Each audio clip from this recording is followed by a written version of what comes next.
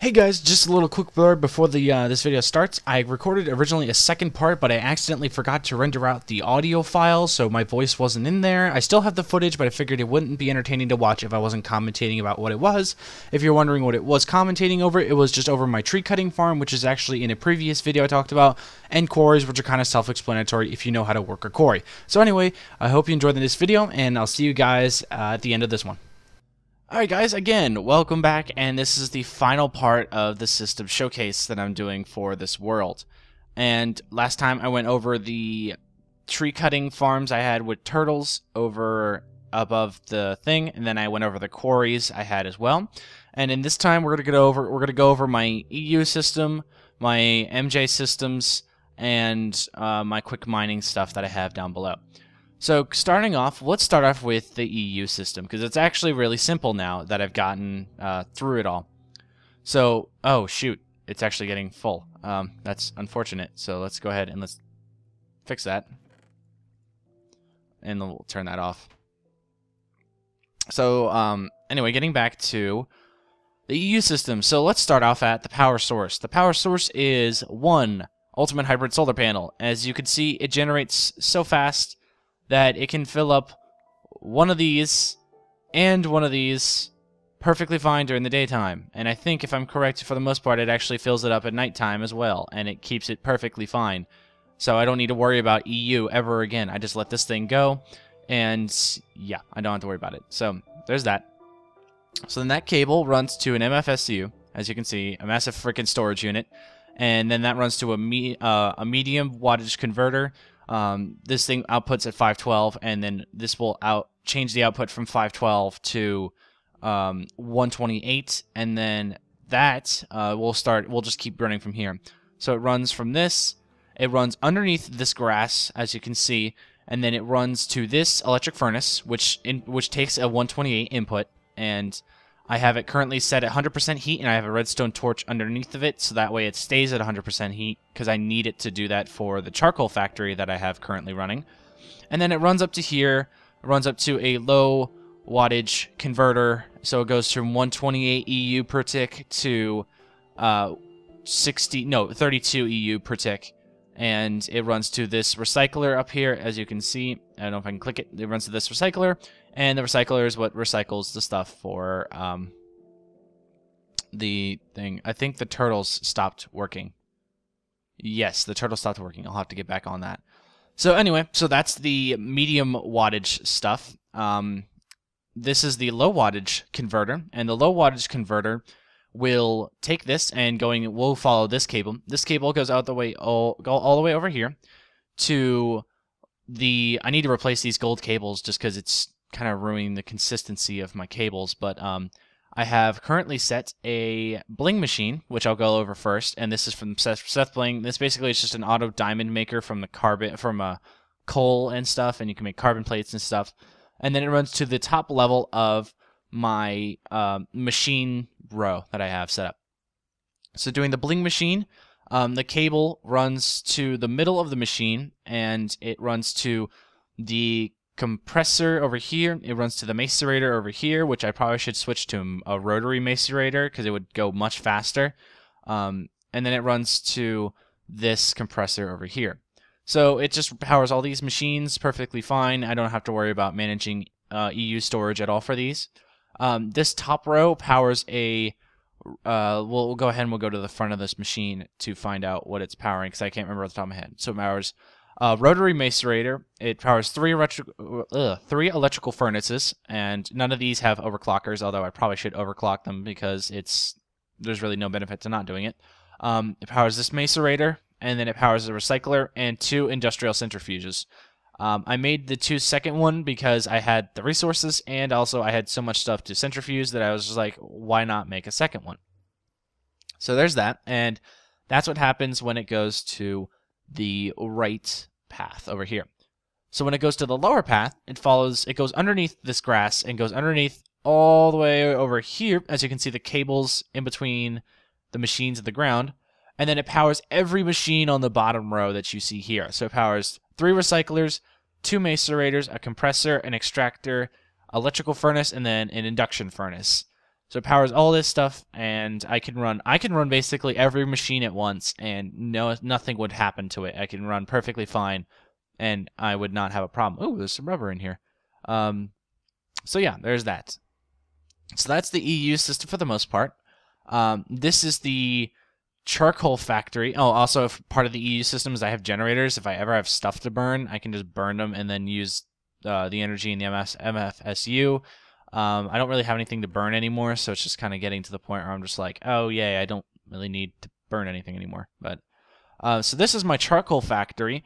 If you were in my last part, if you didn't see the last part, you can go ahead and click in the top right corner on the mini map I have, and that'll take you to part 2 where I talk about the charcoal and the turtles and the furnaces and all that wonderful stuff. I don't think the turtle is cutting that anymore. Yeah, I think any of the turtles are cutting. Sorry about that, but so this thing, what it does is that it takes the logs that it gets from the turtles, and it will smelt them all. And it smelts each one of them into a piece of charcoal. And as you can see, it smelts it really fast.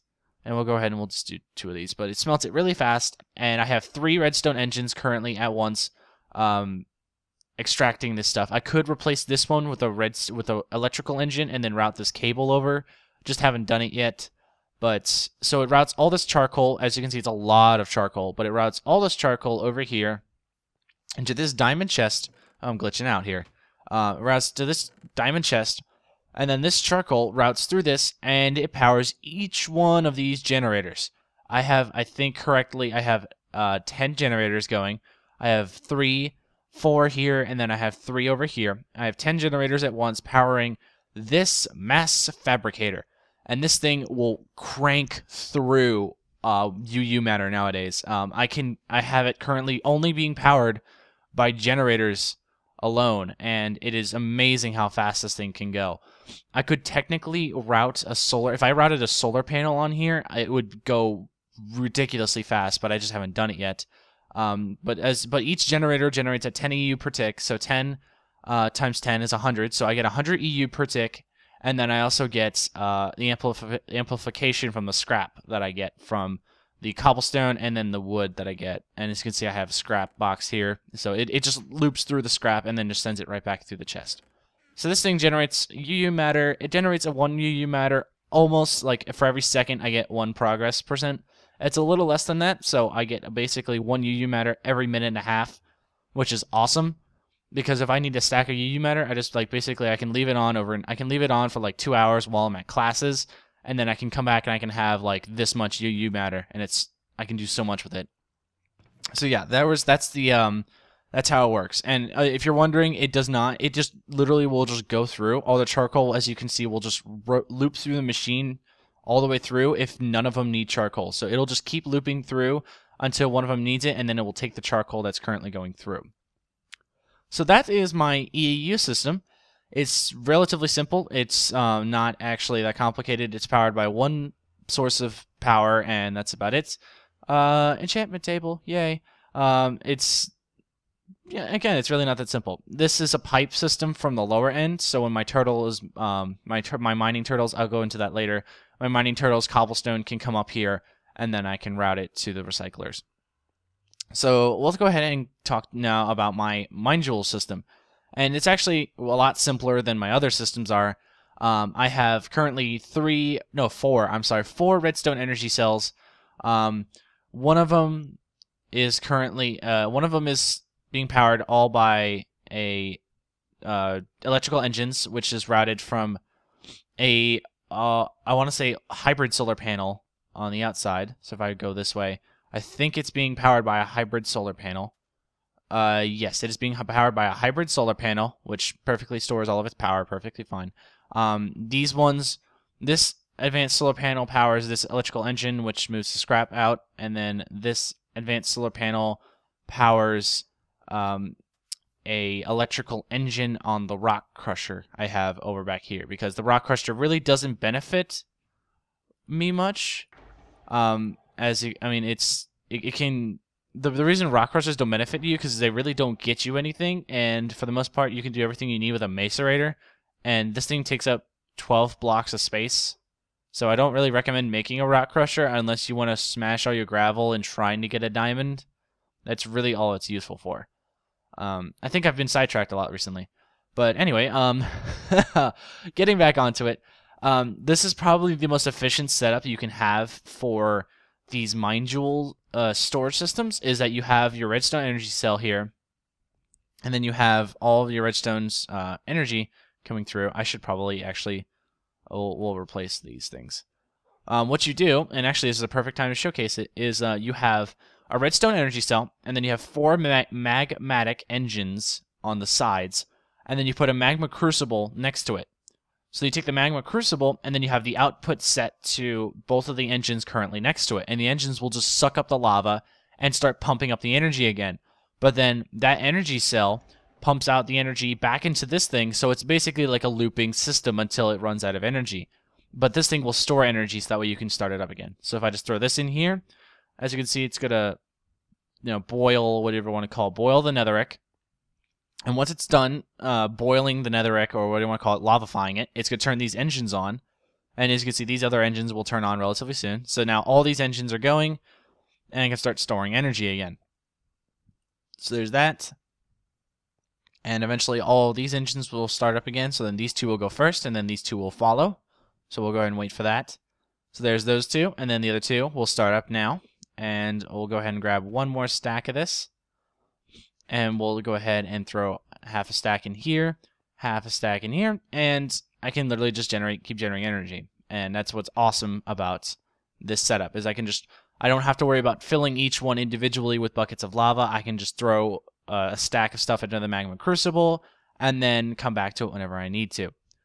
So the last thing I guess I have to show off is just my turtle mining system. I have another word farm. Yeah, it's really nothing special. Is my mining turtle system on the bottom level. Oh, well, this is my storage room, the main room that I house most of my stuff. So, yeah, that's it. But I come down here. I forget where I put him. No, wait, I think he's over here. Yes, he is over here. Yeah, here he is. This is my mining turtle, and it has a mining program, which, if you want to click the top left corner of the screen, it will take you to the mining program video that I did a while ago showcasing how this works. But literally, he'll go down, he'll mine out stuff, and then he'll come back, and as you saw, there was a chest over here. He'll take it and he'll put it all in the chest for me, and then I can come back and collect it whenever I want to. And then I can take this, all the cobblestone and stuff that he puts in here, and if I go ahead and go to this area, I can take it and I put it in this chest, and it will route this stuff all the way back up to the recyclers I had before, and yeah, so it'll run it through, shoot it straight up to the recyclers. And I think that is actually it. It's wow, it actually took a long time to explain everything I have in this world. I think I've touched on everything. This is a flintify turtle. He just flintifies all the gravel, or he'll turn grass into dirt for me. Oh, I should sleep. So it's just an extra little thing I have. I don't think there's anything else I can cover. The only thing I think I can think of is I do have a portal to the Twilight Forest, which is over here. I didn't really think about where to put it at first, but I'm going to move the portal soon. But I have a portal to Twilight Forest over here. This is a little house one of my friends made. It's like hidden, quote unquote. I mean, it was kind of easy to spot, but like as you can see, it's that, but whatever. So here's that. So yeah, that's about it, if I'm correct, for this system showcase or world showcase, whatever you want to call it. Just like with the last videos, if you saw something that you want explained further, or you want a tutorial on how to set a certain system up in your world, please let me know. Leave a comment down below, and I will be sure to either reply to your comment with another comment or a video with, explaining whatever you need done. So again, if that is it, I think that is it for this video, actually. And I hope you guys have enjoyed watching. And if you did, please leave a rating down below. Go back and leave a rating on all the other parts if you haven't already. And I'll see you guys next time.